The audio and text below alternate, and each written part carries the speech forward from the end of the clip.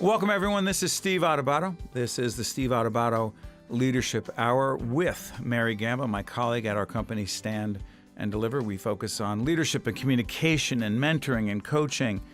We are on AM 970. The Answer every Sunday at 2 p.m. And also check us out on our podcast, Mary. Absolutely. Folks can subscribe to our podcast at Google Play as well as on iTunes. And you can learn more about us and articles that you've written on communication and leadership on the web at stand-deliver.com. And in my book, Lessons in Leadership, which is really the precursor, if you will, to this show, the Leadership Hour on AM 970, one of the things I do in that book is we talk to a lot of different leaders. We learn from different leaders. I'm fascinated by different leadership styles. And right up front, I want to say that we are going to be joined in just a couple of seconds by our good friend and colleague at a university that I've taught many times, taught leadership and communication, Dr. Nancy Blattner, who is the president of Caldwell University, which is based in northern New Jersey. And I don't want to waste any time. I want to get to our very special guest, Dr. Nancy Blattner from Caldwell University. How you doing, Nancy? I'm doing great. Thanks for taking time to talk with me today, Steve. Well, it's our pleasure. And, I'm going to disclose something. One of the things about Nancy, and I'm going to get right to this whole question of leadership and personality style. Right before we got on the air, Nancy were ready to go, and there was happened to be a technical glitch, which happens in the media business all the time. And we couldn't start the show when we needed to, and there's a point to this, trust me. Nancy, I've never had the greatest – Brian Brodeur, who is our super talented. He's got a great team here. He handles everything production-wise. Brian, fair to say yes or no that patience has not been my middle name when it comes to technical issues? Yes or no? It can be a challenge, but it's okay. Brian, don't worry. We're going to pay the bill this month. That's very diplomatic, Brian. So the reason I'm mentioning this is not about me. It's about Dr. Nancy Blattner. And one of the things I wanted to speak to you about, Nancy, is how incredibly not just polite and courteous and nice you are, even though you're a very strong leader as well, but you have what I perceive to be a level of patience because you didn't seem peeved. You didn't seem anything because we had to let you go. We had to pick you back up. There's a point of all this. Nancy, where does your patience and your incredibly courteous and nice demeanor come from when dealing with people? And how the heck are you such a strong leader in the process? I know it's a loaded question. Well, you're very kind. And, I would have said honestly that I'm not a very patient person. And I said that once during a cabinet meeting, and one of my vice presidents said, I think you're one of the most patient people that I know. And I said, well, we're going to have to share that with my family members because there are times when I certainly don't feel that way. But, higher education, the venue in which I serve as a leader, is one that requires a lot of patience. Things don't often move very fast. And so we have to be patient in order to come up with the right decisions and invite all of the constituencies in to have a voice in whatever decisions are made. And I think that part of what helped me to perhaps be as patient as I am is the upbringing that I had in the family in which I was raised, where, that was really a virtue that was extolled. And I am from the Midwest, as you know, where there's a slightly different pace to life, and people are perhaps a little bit slower in their approach, and maybe that equates to patience in some people's minds. So maybe that's a little bit of it. But you're right. Despite that, there are still very hard decisions that leaders have to make, that I have to make with great regularity, even when I perhaps prefer not to. I was saying this, by the way, is Steve Adubato. This is the Leadership Hour. I'm here with my colleague, Mary Gamba. We're speaking with Dr. Nancy Blattner, who is the president of Caldwell University, a first-rate university in northern New Jersey, where I've happened to have served on the faculty, taught, lectured, and it has nothing to do with me. It has to do with the great team there that Nancy has built. Nancy, I am curious about this. When I first met you, I don't know, maybe within the first minute, I realized, and I know this is no disrespect to anyone in the New York, New Jersey listening area on AM 970, The Answer, I somehow knew you were not from this area. What do you actually believe there is about, quote unquote, the Midwest where you come from that has impacted your leadership style? I think it goes back to a little bit what I just was saying, and that is that there is a slower pace, and people are very civil, very courteous, and very interested in other people's opinions. Not to suggest that in New Jersey that's not the case. I have found people very welcoming to me and my family as we've moved here, 9 years ago to begin a new chapter in my career. But I think that there's really a centering on family. It's a more agrarian lifestyle. I come from a town that's considered to be huge, but 35,000, and it's the largest community between St. Louis and Memphis. And when you take that into account, it just changes the person's worldview a bit. And sometimes that's not positive either. I mean, there are people that are very myopic where I've come from that don't see the bigger picture, don't see the larger world. So there are pluses and minuses to coming from both places. And I've learned a great deal both from the Midwest and from New Jersey, where I've spent considerable parts of my career at this point. Follow up to that, Nancy. Dr. Nancy Blattner at Caldwell University, Steve Adubato, and Mary Gamba here. Nancy, you've had to make some very tough decisions as the leader of Caldwell University. You've had to let some people go. You've had to deal with tough situations regarding faculty, performance issues. How do you do that with a very polite and courteous demeanor, but still be resolute in what it is you need to say, how you need to say it, and the tough decisions being made? And some people are just not going to like the decision, and frankly, sometimes not like you in the process because you're the one who did it, Nancy. Well, I'll start with the last first. It's been very difficult for me to accept the fact that, I make decisions and that people somehow personally dislike me for that. I'm a people pleaser. I've known that since I was a child, and so that's been difficult. But ultimately, what drives decision-making for me at the institution is making the very best decision for the future of the institution. So it can't be personal. And hopefully, if I'm able to listen very carefully to people who have a stake in the decision that's being made, whether that's students, faculty, staff, or others, and then weigh all of the options and then go back and explain the decision that was made and how it was arrived at so that there's transparency and hopefully trust, even if there isn't, a mutual consensus on the decision, that's helpful. I think sometimes people confuse listening with getting agreement for what they want. And so, when people say to me sometimes, but you didn't listen to me, and I'll say, I listened to you. I listened to you very carefully. But what you're suggesting is that if I had listened to you better or more carefully, I would have arrived at the decision that you wanted. And that, unfortunately, was something perhaps that I couldn't do because I had to look at a broader scope than what maybe the person who is speaking to me has available to him or her. So it's always about making the best decision for the institution while at the same time trying to preserve the dignity of the people who are affected by that position.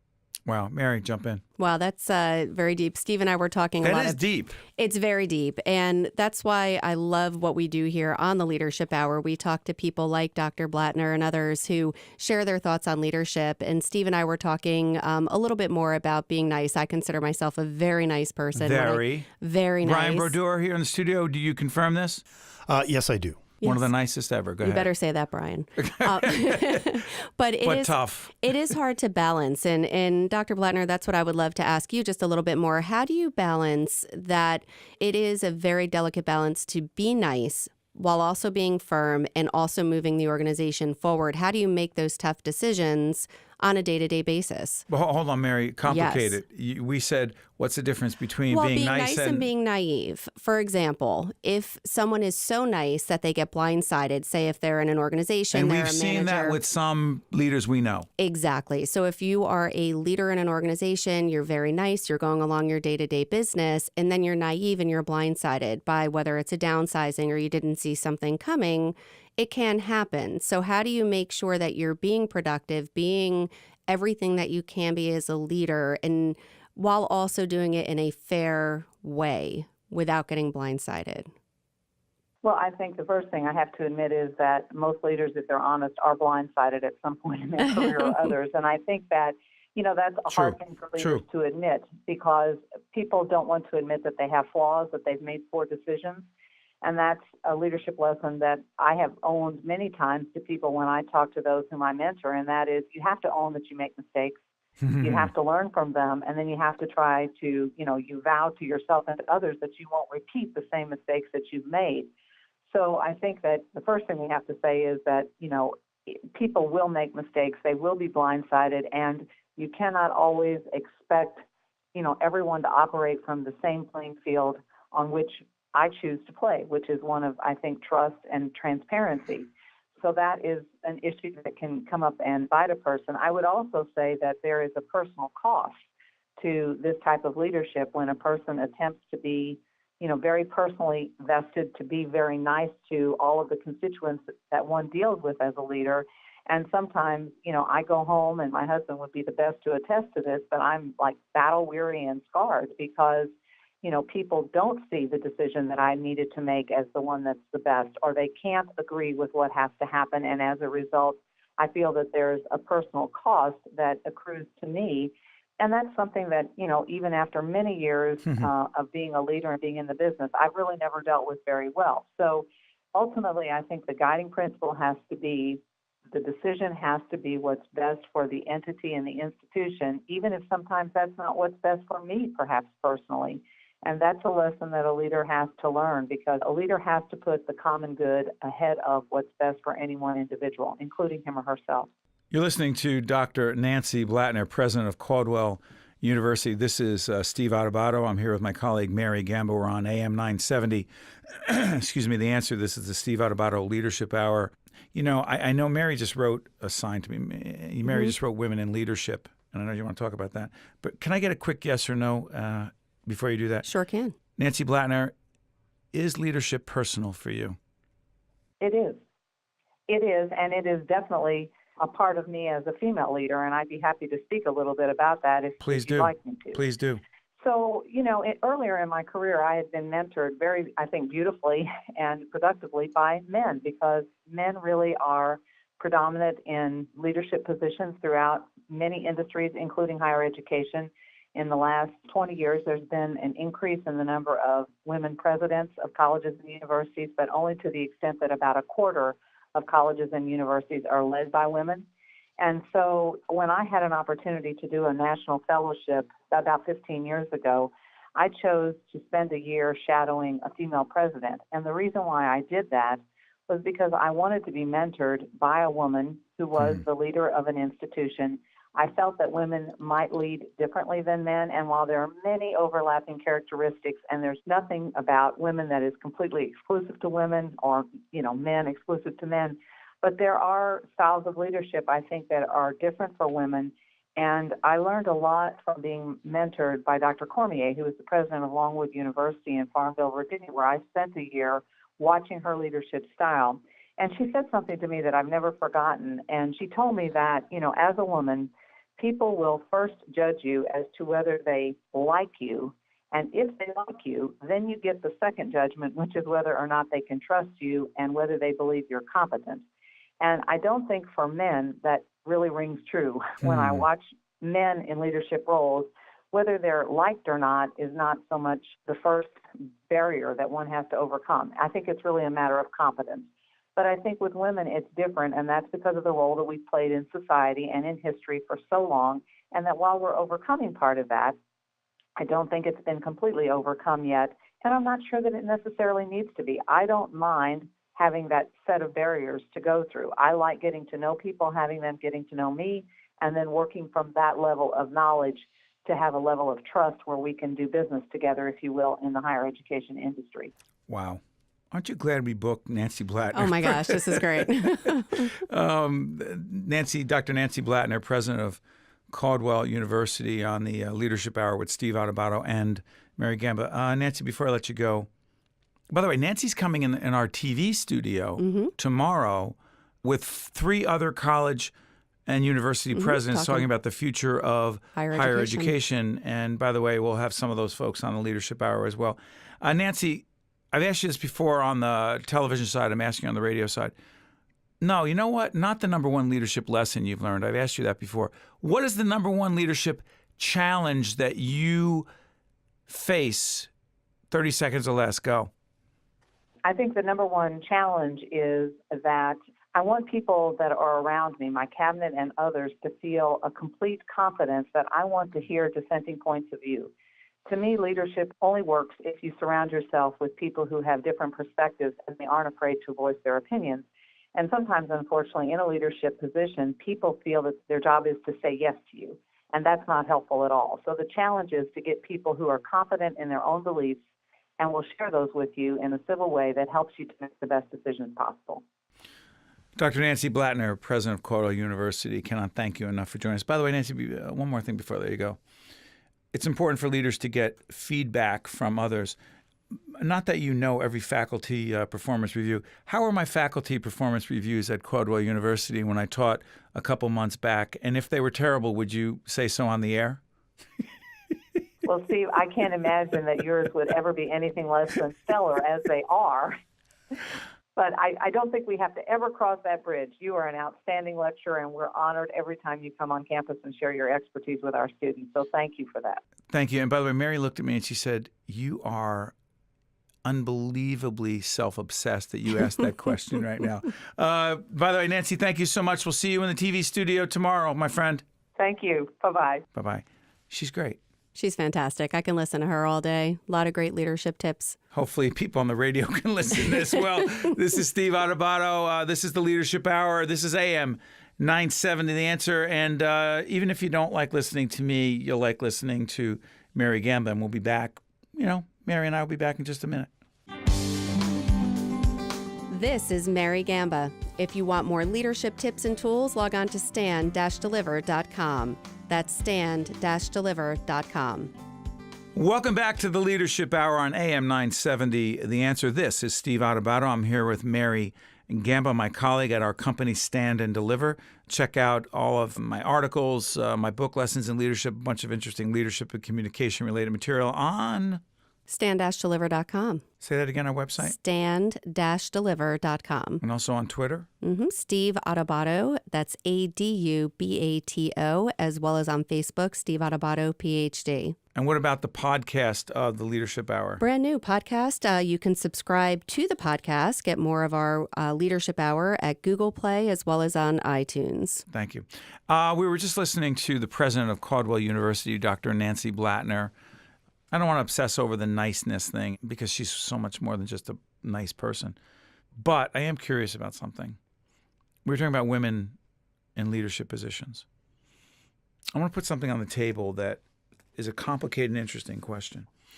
So leadership is also about being flexible. Leadership is about, in my view, looking at everyone's individual situation on your team and trying to do what is right, not just for that person, but for the team as well. Why am I raising this?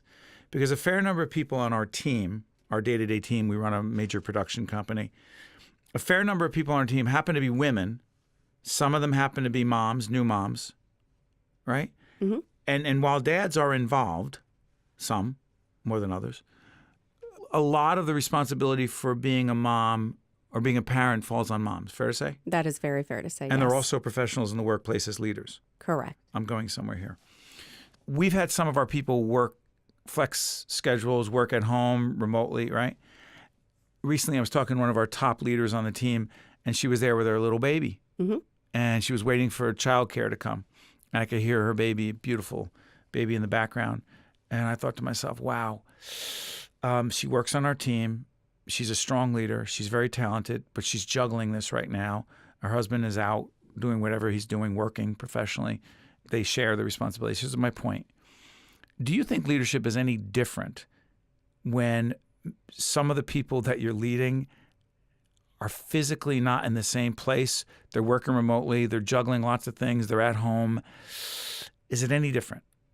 If done correctly, there's no difference, especially in today's day and age. There's a lot more remote working. There are, just last night, we have a college advisor we're working with. One of my children is 16. He's looking into colleges. And instead of going all the way I heard she's awesome, by the way. She's really great. Her name is Jenna. And instead of going all the way to our offices, which are about 45 minutes away from where we live, we did it online through Skype. Oh, you Skyped? Yeah, we Skyped, absolutely. And it saves time, it saves energy. We were just as productive. The same thing applies in the workforce. If you set up a situation for your team members, and again, that's where trust comes in, and you will know if your team member is not doing his or her job. You will know that they're not producing.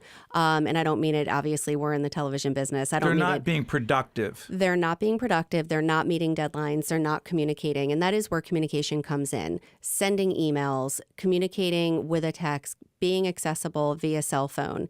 You need to be dialed in. You need to be tuned in to what is going on in the organization. How about but you're not in the office? Doesn't matter. You're not in the office a lot. You're on the road. road. You are constantly connected. Why? Because you call in, because you send that email that says copy everyone on your response to a specific question. So as long as you are on top of your responsibilities. Is the word engaged? It's engaged. It's definitely engaged. And as a result, and it's an overwhelming, I've seen it in our business, but you can see it everywhere, by allowing people that flexibility, you're going to have higher retention rates. You're going to have happier employees who want to stay, and they'll actually work harder. They're not feeling that resentment of, oh my gosh, I need to sit in the car for an hour to get to work. That's lost time. How many times have I shot out an email and said, listen, I'm working from home today. I get 2 extra hours in my workday if I work from home. By the way, Mary travels. We love the Garden State Parkway, but not during the hours of? Anywhere between 6 a.m. and 9 a.m. and 4 p.m. and 8 p.m. And I drive 18 miles and it takes me an hour. And that is wasted time. Now, yes, I do. What does it have to do with leadership? It has a lot to do with leadership. It has the ability, number one, to recognize if you are able to work, or frankly, if you're not, if you're in a type of environment, whether it's customer service, whether you need that face time with your team members, of course, it's not for everyone. It's not for every company. But more and more today, they've got, not to plug websites, but a program called Go to My PC. It's literally, you can log into your computer from anywhere remotely on your cell phone, on your tablet, on a laptop. It doesn't matter. So you can see your workstation remotely from anywhere in the world that has Wi-Fi. So it's a much easier, more efficient way of getting work done, period. So by the way, you're listening to Mary Gamba, who is the Vice President of Operations, Chief of Staff, Head of Business Relations. She has 18 titles that stand and deliver. Simply put, she runs our company. She's the leader of our company. This is Steve Adubato. This is our leadership. This is your leadership hour, if you will, listening to us on AM 970. The Answer. Stay on this issue. What about if a leader of an organization says, yeah, well, I'd like to be able to let my people or have my people work flex hours, work at home, figure out what works for them and works for us. But you know what? If I do it for one, I have to do it for all, and I have to treat everyone the same way. So no, sorry. Got to be here 9 to 5. That's it. Sorry. We have talked about this a lot in terms of the difference between being fair and equal. I personally don't believe in any aspect of life, work, business, doesn't matter. I don't believe that everything needs to be equal. Everyone is treated in a way that works for them, whether that's working from home, whether it's, no, you need to come to the office because what you're doing is more administrative. Maybe you need to. Just today, I actually sent an email on my way here to our new associate producer because our copy machine is not working. Seems like a little thing, but it's huge when we have seminars that we're leading and materials need to be created. So if she was not physically in the office, she would not be able to meet the people to come. So it's things like that where you do need to differentiate whether a remote system would work for everyone. However, we have producers who are literally on the phone all day long doing pre-interviews, preparing notes, working on their computers. They could do that from anywhere. Depends upon the job. Interestingly, last point on this. We had a very young, talented, committed, hardworking team member who'd only been with us for, a year, maybe not even. And she came to us and said her circumstance had changed, and she no longer could be up in North Jersey where our physical offices were. She was closer to Philadelphia. Exactly. And it was like 2 hours each way. Mm-hmm. And she thought she was going to have to leave the company. She said, I'm so sorry. I the only way I could do this is if I work from home and come in, I think, 1 day a week. And you and I talked about this, and what did we agree to? Yeah, we agreed to let that happen. And her first thing that she said to us that really just resonated was, I love what I do. I absolutely love working for this company. I believe in what you're doing. And unfortunately, it's not going to work because I have to, it's just the travel. And just seeing her light up when we gave her that opportunity to work from home and be as productive. And she hasn't skipped a beat. So it is on a case-by-case basis for sure. So being flexible. Someone says, I'm a firm leader. I have my rules. I just stick by my rules. Well, you're a bad leader because you don't respond to the circumstance around you. You're not flexible and you don't understand how to deal with what each person needs. And by the way, this is not a 100% thing because if we find out at a period of time that particular person is not getting the job done, we deal with it accordingly. Got about 7 minutes left. Steve Adubato, this is the Leadership Hour. I'm here with Mary Gamba. I want to bring up another issue. We were talking about hiring. In Jim Collins' book, I mentioned this before, his book, Good to Great, hire slow, fire fast. Okay? We just hired a new person, a very new person. Talk about the process. I don't know why people call it onboarding, like you're getting on a plane. We just brought in a new person, and she can't be more than 22.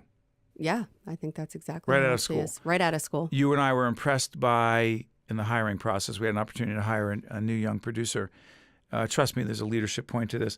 We looked at her resume. She actually had a video, which was very impressive of her work. And then we interviewed her. She did well. Yes. And then we decided to bring her on starting a certain date. Talk about the process of whether call it onboarding or give me another, what is it called? Orientation. Whatever maybe. the heck it is. We spent a lot of time, the team spent a lot of time trying to figure out how to get her up to speed as much as possible, even though there are going to be a million new things she learns every day. Could you talk about that and what it has to do with leadership? Yeah, absolutely. One of the hardest things when you bring on someone new is to take time out of your own busy schedule to really train that person correctly. If you don't put together a plan, and again, flexibility, that plan cannot be rigid. Perfect example, one of our team members that was supposed to meet with our new team, the new employee on the first day, had a death in the family. So we needed to shift the entire schedule of the training just to make it work because she wasn't going to be in the office that day to train her. It's a long-winded way of saying if you don't have a plan in place of who's doing what by when to get this person, like you had said, onboarded, initiated, get that person to understand things like the culture of the organization, how you communicate, whether via email, whether it's getting up and walking to the next room or intercom, simple things like using the phone, picking it up. What is the brand of the organization? That person is representing your brand every time that they're on that phone.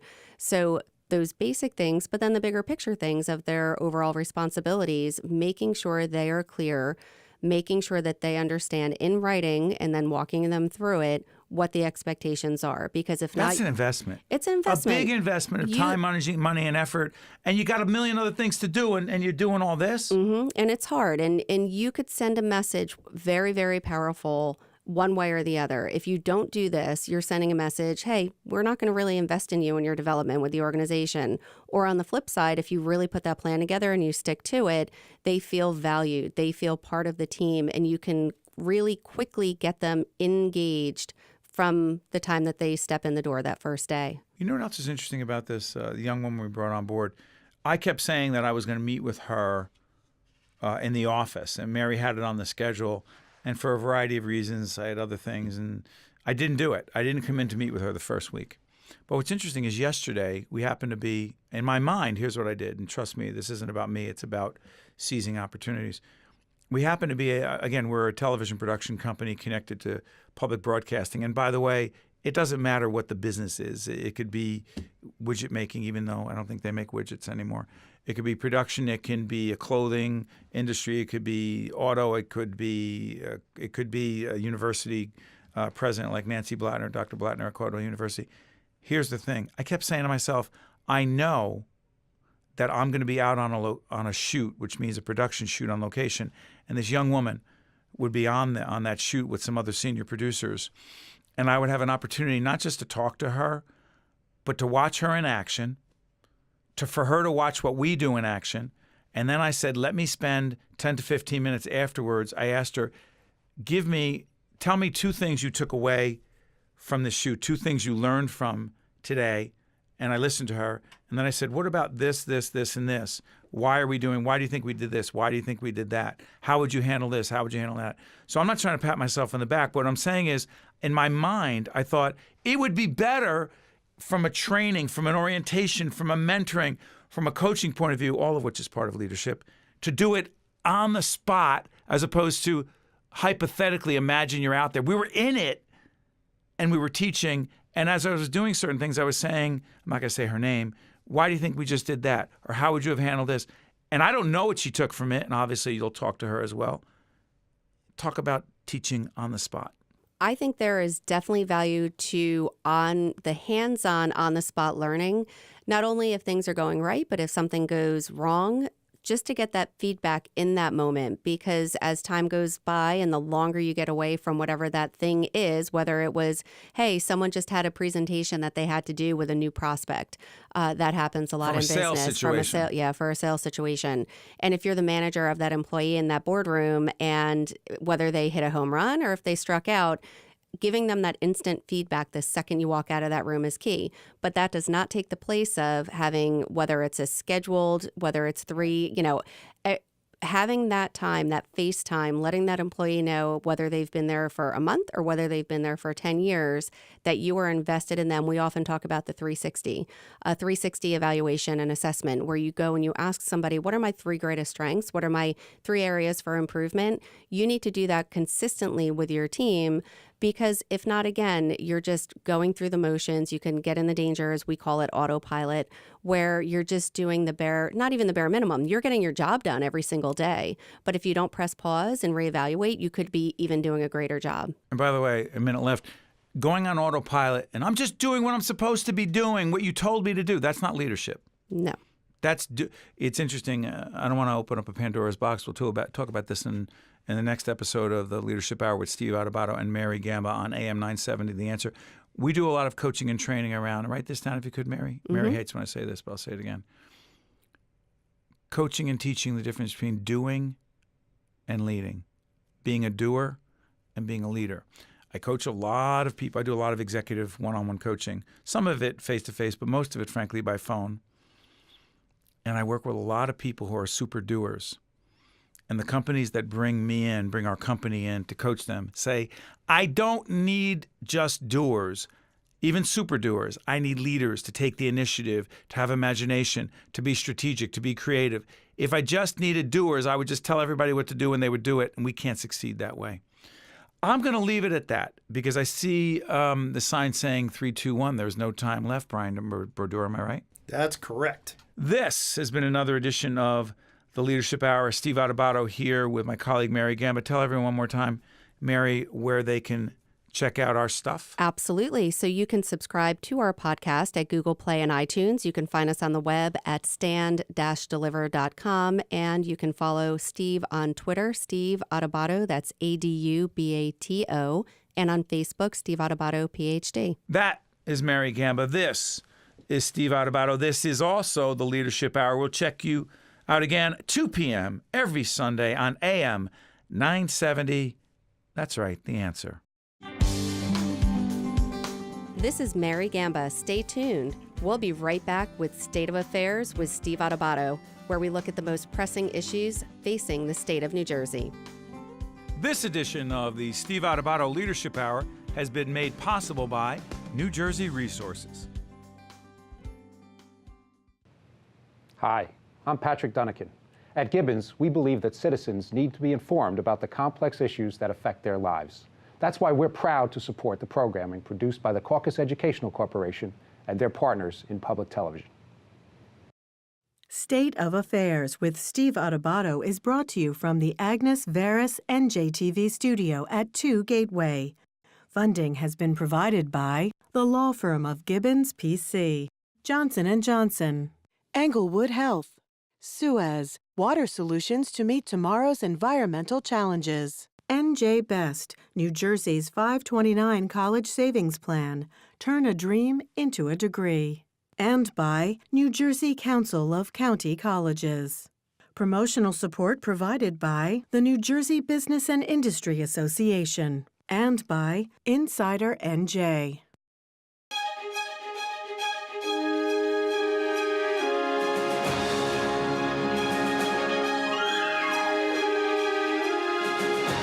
Welcome to State of Affairs. I'm Steve Adubato. We are coming to you from the Agnes Veris NJTV studio in beautiful Newark, New Jersey. It is my honor and pleasure to once again welcome Greg Lalevee, who is Business Manager, International Union of Operating Engineers, Local 825, which has how many members? 7,100. Tell everyone what you guys do. We're the men and women who operate and maintain heavy construction equipment, cranes, bulldozers, build roads, build bridges, build buildings, all kinds of infrastructure projects. Greg, you've been with us many times talking about infrastructure, jobs, the economy, transportation. Can we go right to the Gateway Tunnel? We had Cory Booker, Senator Cory Booker, United States Senator Cory Booker, sitting right here yesterday, taping yesterday. He said if this tunnel is not built, the Gateway Tunnel, it is devastating, not just for New Jersey and New York, but for the northeast corridor in the nation, you say? Absolutely true. 10% of the U.S. GDP relies on transit between New Jersey and New York.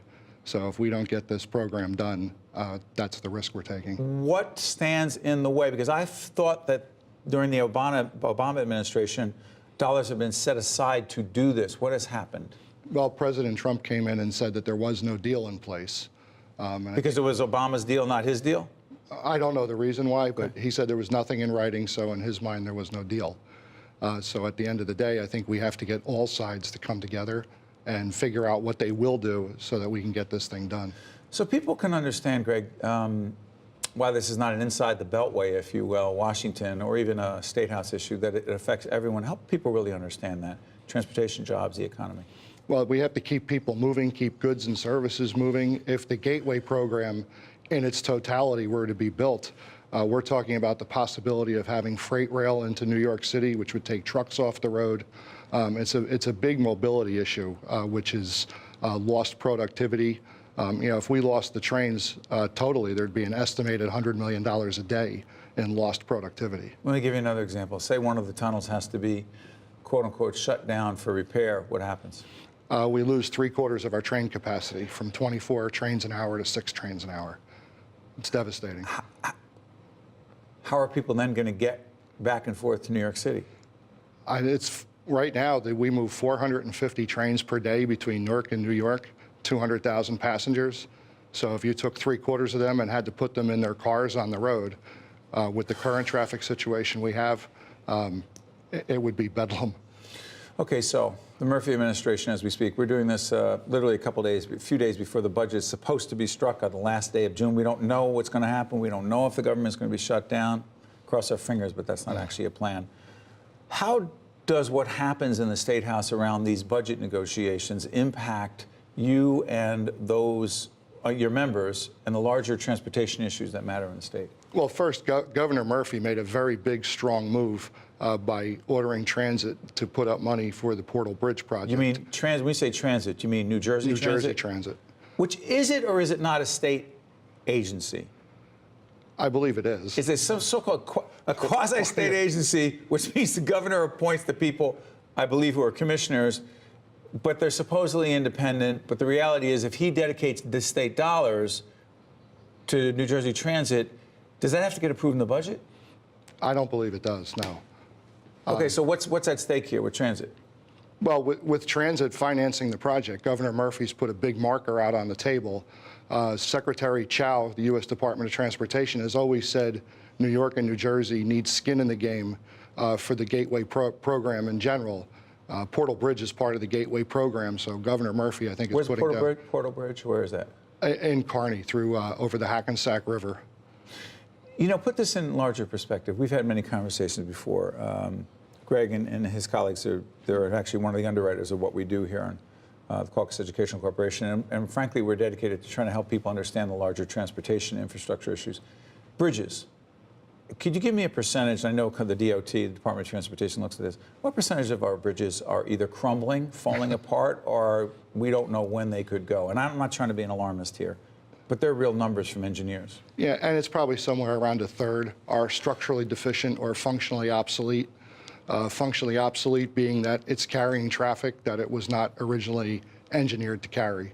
It's a reflection of our population growth and the added traffic on the roads. How about the roads? How bad? They could do with a lot of improvement. There's a lot of choke points. We all know where traffic builds up every day.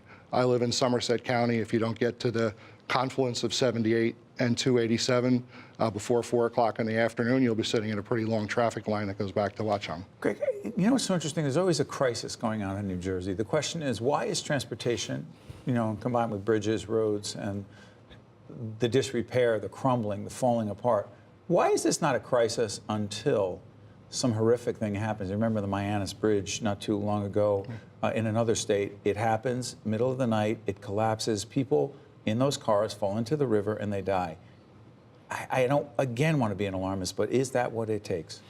Unfortunately, it seems to be what it takes. And the real problem with it is, talking about Gateway again, you referred to possibly losing one tunnel. If we lose that on a timeline that we don't control with engineering, thought, planning, and construction, then we have to do it under duress, which is more expensive, you know, and all kinds of the cataclysm of not having planned it all out. And then will people then turn around and say, hey, why didn't the government do something about this? Absolutely. To what degree? Listen, I know you lobby in the appropriate way, and you deal with state officials, the legislative side, the regulatory side, the executive branch. To what degree do you think most of our leaders in government, Democrats and Republicans, understand the crisis this really is? Well, 2 years ago, insofar as the state goes, when they fixed the Transportation Trust Fund. I mean, put money in the Transportation Trust Fund for Yes. long-term transportation projects. Go ahead. And with a gas tax. Yes. Go ahead. And set forth an 8-year capital plan. So Governor Christie and the legislators at that time, I believe, acknowledged what the problem was and took steps toward correcting it. Do you believe Governor Murphy and his team understand and are committed to these issues as well? I believe so, yes. He campaigned on infrastructure very heavily. Greg Lalevee is a business manager with the International Union of Operating Engineers, Local 825. People can go on your website and find out. Do you know the website? I'm putting you on the spot. Do you know Sure. Oh, yeah. It's www.iuoe825.org. Hold on. Do that again. IUOE. 825.org. Greg, thank you, buddy. Thank you very much. Appreciate Steve. all the best. All right. Be safe on Thank the roads, you. everyone. This is State of Affairs. I'm Steve Adubato. We will be right back. You're probably in traffic. To see more State of Affairs with Steve Adubato programs, visit us online at stateofaffairsnj.org.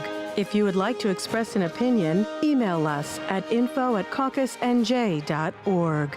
Find us on Facebook at facebook.com/Steve Adubato, PhD. And follow us on Twitter at Steve Adubato. State of Affairs is pleased to welcome our good friend, Senator Kean Jr., Republican leader in the Senate. How you doing, Senator? It's great. It's great to see you again, Steve. Good to have you. Senator, put things in perspective for us. A few days after, when this shows, it'll be a couple weeks, legalized sports betting means what in New Jersey? I think it's positive. It's revenue. It's new energy. I think it's good. Obviously, something that brings people together and I think it's going to be positive for the state. You're not concerned about some of those who say, you know what, we are promoting gambling, and those who may have a problem get sucked into it, and that's the state's responsibility? Well, we always need to be protective of the downside. And my hope would be some of the revenue that we use will be used for some of those addiction and other related problems. That happens in any venue. But the goal is here is say, legalize what's already happening across the country, make it a regulated industry, and then also protect people on the downside who may have a gambling addiction. It's interesting. This is bipartisan, isn't it? It was strongly bipartisan. And that's rare in the State House. You see the dome behind you. That is rare. Well, actually, it should be more common. I mean, there are things that I think we can find common ground on ways to make the state more affordable, make sure people can go to school in the state of New Jersey, make sure people can afford to live here. I mean, what should be our common goal is 3 generations of families live in the state of New Jersey. And there are ways we can get there on real and substantive policies, but when people look at Trenton right now, they say, who's racing to increase taxes? You've got a Senate president that wants to have the highest corporate tax in the country, Steve Sweeney. You have a governor who wants to have the highest income tax in the country. And at a time when New Jersey is saying, we want to attract people like Amazon, we want to attract millennials, we want to attract people who are going to be, the wonderful citizens of New Jersey, that's sending the very wrong message. So unfortunately, the Democratic majority is focused on increasing taxes. The Senate Republicans and others are saying, how do we constrain costs? I mean, can you imagine a state where people are saying our property taxes are affordable? Their educational opportunities, not only in the K through 12, but the higher education sphere as well. That's actually affordable and achievable, and it's achievable in many cases. And if you can say, okay, I'm going to get my first job out of college in New Jersey. I'm going to get my second job in New Jersey. And stay in New Jersey? And stay in New Jersey. And I'm going to, and then I'm going to retire in New Jersey. Because think about this. The one thing people are talking about is they're saying right now, in 5 years, I'm leaving the state of New Jersey. Too many people are saying that.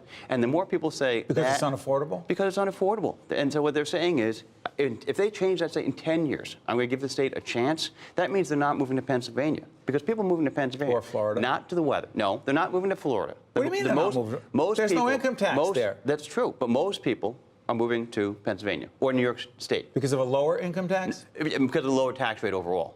Okay. And they don't tax retirement incomes, there are a variety of things like that. So you have people who are doing that at all ages. But Senator, if you look at great companies like J&J.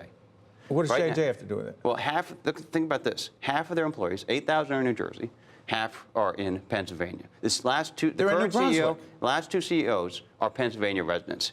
A company in New Brunswick? Yes, has half By the way, of its J&J employees. happens to be one of our underwriters. And it's a great company. It is a great company. But half of its employees are in Pennsylvania. So what we have to do is this. Rather than send the signal out of Trenton, or whether it's Senate President Sweeney or Governor Murphy who's saying, let's increase spending, let's first have the conversation on how do you reduce costs? And there are ways we can reduce costs on the citizens in New Jersey very quickly, very responsibly. If you focus on ways we can have a real conversation on pension and health benefits reforms, you could save billions of dollars. We're speaking with State Senator Tom Kean. He is, in fact, the leader of the Senate for the Republicans. Let's do this. Steve Adubato here, and the question is, you talked about the pension situation. Mm-hmm. We could save money if we did what with the pension? Didn't you guys do that in 2011 with Governor Christie, together with the Democrats in the legislature? You were involved as well. You cut benefits. You changed all kinds of things about the public employee pension situation. Now it's still in an $80+ billion hole. What didn't you do right? Actually, it was 1/3 of the Democrats joined us. Okay, every but Republican Senator, respectfully, so it what we wouldn't have happened if you hadn't had everyone together. Now what we need to do, we had strong bipartisan support. Yes, so you did, including the Senate President, Steve Sweeney, who was a leader in that fight and continues to talk about it because he was a leader at the time and since. But now what we need to do is look at the next generation. Right now we've got to look at the health and pension issues. And folks say, right now Obama said on the Cadillac tax for health care, for example. You're saying public employees should no longer get what you're calling a Cadillac health care plan. President Obama called it a Cadillac health care plan. What should we be doing? $36,000. If we reduce it to the highest, like the equivalent of the highest corporate rate in the state, in that type of benefit level, you could save, according to Tom Byrne and Healy, who headed up the pension commission. Yes, you could save $1.4 billion a year on the state level. Now, if you look at this on the municipal and the county level and the school board level, it'd be an additional $2.5 billion in savings. So you'd be able to follow through responsibly. Well, you'd meet all of your obligations. But won't you be hurting public employees who are not overpaid as it is? You would actually be. We can find common ground in this area. We found common ground in the past on a bipartisan basis. We can find common ground here. Everybody from Republicans and Democrats alike want to say, if you focus on those individuals, we've got to honor the obligations to those employees, honor the obligations of taxpayers, because at the end of the day, they would have. What would happen here is they would be able to spend less on a daily basis for their own health care. So it'd be more affordable for the taxpayers as well as the employees. It'd be a responsible approach that I think we can have strong bipartisan support on going forward, and it'd be billions of dollars responsible. Do this, Senator. By the way, with Senator Tom Kean, Steve Adubato here, I just want to ask you this real quick. Higher education, there was a study that was done. Give me a minute or less on affordability issue and what we found. Right. Well, what we have to figure out is why are students leaving the state of That's New the Jersey? brain drain. It's brain drain. What kind of advice are they getting from their high school guidance counselors when they're looking at their career choices? What kind of pressures are happening at home? What do we need to do to say we've got great high schools, great higher education plans, but there's no plan. We've not updated the college, how we spend money on colleges from the state level since Rutgers became the state university in the 60s. So what we've got to say is, how do we refocus the purpose, have a strategic mission, and find common ground to say, we got to make high school and people graduate from high school, college, or career ready. We've got to have colleges that are affordable and have meaningful degrees that can translate to jobs. We've got to have a partnership between everybody from higher education to government to industry to nonprofits. We can do that together, and we can have a situation where more than 3 generations of New Jerseyans stay in New Jersey, as opposed to... Because we lose them, we lose that tax revenue and everything else. But we also lose the families. It's not just the tax revenues. Think about this. People are on the planes more frequently now than they've ever been before. Think about what that does to the time you spend with your family. Think about the people on Father's Day who missed it because their parents are in Florida or in Pennsylvania. Think about the kids that had to do a phone call because of or economic Skype. reasons, because largely. of economic reasons. And the family impact on that. Think about the strength of the families and the state. That's what gets the pride of the state. One more quick item, Senator. I want to ask you about the quality of water. You're concerned deeply about this, particularly water quality in urban schools. Go. Yes. We need to do everything we can to make sure that the lead is not getting into those schools. But how is lead getting into the water in those pipes? They're all pipes. We need to focus on how do we, the infrastructure that's going to be a conversation I think the legislature is going to have now. How is how does the lead, solder that's in the pipes. How is that seeping through? And what's an affordable, responsible solution? We've had the lessons to learn from Flint, Michigan. There's lessons to learn from across the country. Could we have that again? Could we have Flint in New Jersey? I think we've got to do everything we can to make sure we've got to have safe drinking water throughout New Jersey. This is State Senator Tom Kean, who has been the Republican leader for a few years. Yes. How many? Going on 12. Does it feel longer? Senator Tom Kean's in the House. This is State of Affairs. I'm Steve Adubato. Thank you, Senator. Thank you, Steve. We'll be back after this. To see more State of Affairs with Steve Adubato programs, visit us online at stateofaffairsnj.org. If you would like to express an opinion, email us at info@caucusnj.org. Find us on Facebook at facebook.com/Steve Adubato, PhD. And follow us on Twitter at Steve Adubato. We're pleased to welcome Dennis Drazen, who is the CEO of Monmouth Park Racetrack in New Jersey, one of the most beautiful tracks in the nation. It is. Thank you. Because? It's a jewel of racing. It really is. It is. It's gorgeous. And I was just saying, full disclosure, my family's been there many times. Not that we bet, we just, that's a joke. Listen, legalize sports betting. As we do this program toward the end of June, it happened. I saw Governor Murphy. He was the one who placed, I believe, the first bet. He was. He came down on Thursday. He placed the first bets. He bet Germany to win the World Cup. Yes, he did. And the Devils to win the Stanley Cup. How many people did you have on Father's Day? Father's Day, we had 23,700 people all clamoring to come bet racing, enjoy our park, and bet sports betting. Dennis, break this down for us. I mean, you were telling me before we got on the air that you and your colleagues have been planning for legalized sports betting in Jersey since 2013. Yeah, we started the first renovation 2013. We've actually been in this fight with the leagues for over 6 years. Professional sports leagues. Correct. And we first built out the William Hill Sports Bar in 2013. We got stopped again in 2014 with an injunction from the leagues. And then after the Supreme Court arguments on December 4th, I was pretty certain we were going to win. And so we went ahead and spent additional money, another $1.5 million, to renovate our grandstand to be ready for opening day. And, we're into it for $5 million now between renovations, legal fees, and the struggle. But biggest bet I ever made, and we won. We're ready to do sports betting at Monmouth Park, and it was well received. The first 4 days of business was terrific. And I think it's really going to make a difference. It's going to bring people back to racetracks and casinos. It's going to make us healthy again. State of New Jersey is going to get a good tax revenue from all this. And it's really, you have to look at it for the big picture. This was a huge victory for states' rights in this country. Why states' rights?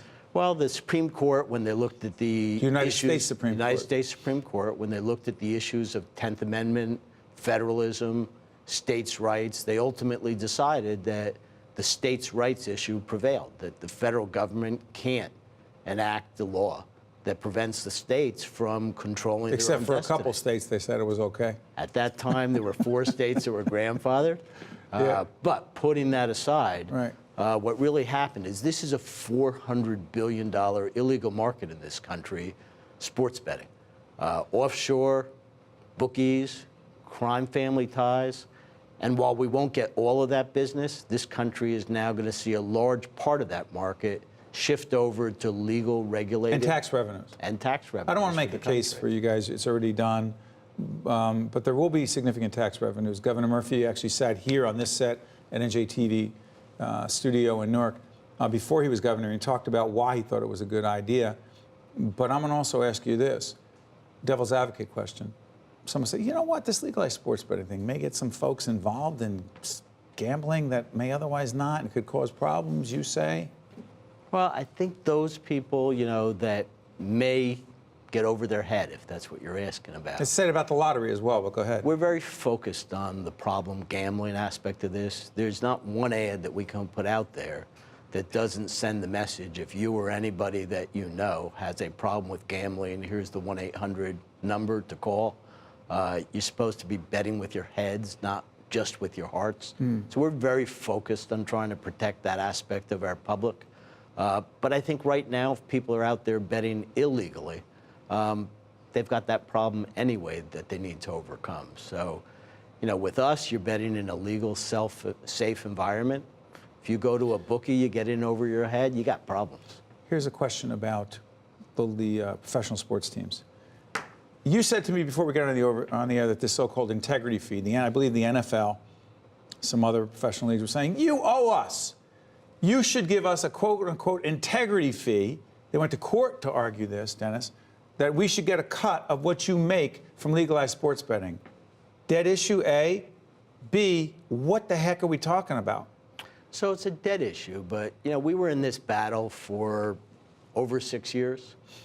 The leagues at any point, the professional sports leagues, could have come to New Jersey, worked out a revenue share, worked out a resolution that would have been good for everybody. Instead, we spent $10 million in legal fees. We won the battle. We went to court, and now they come out and they go to Trenton. After they lost? After they lost, they come to Trenton with their lobbyists, and they walk into legislators and to the governor, and they say, hey, we want an integrity fee. Now, if you step back from that, what that means is they're saying that in a legalized, regulated environment, we need more money to preserve integrity. Does that mean they were looking the other way, knowing this is a $400 billion industry for the past 30 years, and they did nothing to preserve integrity? I don't think so. I think they did their job trying to preserve integrity. And to come to New Jersey and now look for a revenue share is just inappropriate. So the Senate president was very strong. Steve Sweeney. Steve Sweeney. He said no. He said, what do you get in Vegas? Nothing. You're going to get the same in New Jersey. The speaker again. Speaker Coughlin. Gave nothing. Governor ultimately signed a bill that gave them nothing. Now, they're out there around the country. No, they're pushing. Trying to get this integrity fee, but it's just not justified. If you look at all of the leagues, they have their issues. There are many problems when you look at integrity. For example, you have a number of games that I could rattle off where the public believes that the refs got it wrong at the end of the game. Take the Cavaliers-Pacer game. Take the Golden State NBA Cleveland Finals. game. By the way, if you're listening to us right now or watching us, this is Dennis Drazen, who is the CEO of Monmouth Park Racetrack. They were really the first down at the Jersey Shore, Long Branch, if I'm not mistaken. Oceanport. Excuse me, down Route 34, to make this happen. You were set up for it. Make your case about the NBA Finals. What's the point there? So the point is, there are a lot of people who think the refs got it wrong, and the refs make their rulings, and then, like in some of these games, the leagues come out the next day, say, yeah, refs blew it. And the leagues then are in a position where their own referees blew a call that made a significant difference in the game. So we're not out there saying, because you guys blew it, you need to pay off all these bettors. Besides that, like Mark Cuban of the Dallas Mavericks, he came out the next day after the decision, said every one of our franchises is now worth double what they were worth yesterday. Because of legalized sports betting? Because of legalized sports betting. I mean, how many people would watch some of these games if they didn't have some action? So we've really increased their viewership. Action meaning a bet. A bet. Got a few seconds left. You're excited about the future? I'm very excited. We had great results at Monmouth Park. Our first few days when you don't have NFL football season, which is your biggest time, have been super. The bettors are coming in, they're watching, they're wagering, and they're staying engaged not only in sports betting, but in the community. They're spending money in restaurants, they're coming to the track, tourism is up. We showed significant increases. We were up on Father's Day by 28% on our attendance, 18% on our live product. This is going to be a win-win for New Jersey, the racetrack, the casinos, and everyone involved. Thank you, Dennis. We appreciate it. Thank you. Check you out next time on State of Affairs. Thank you, Dennis. Good to see you. That was well done.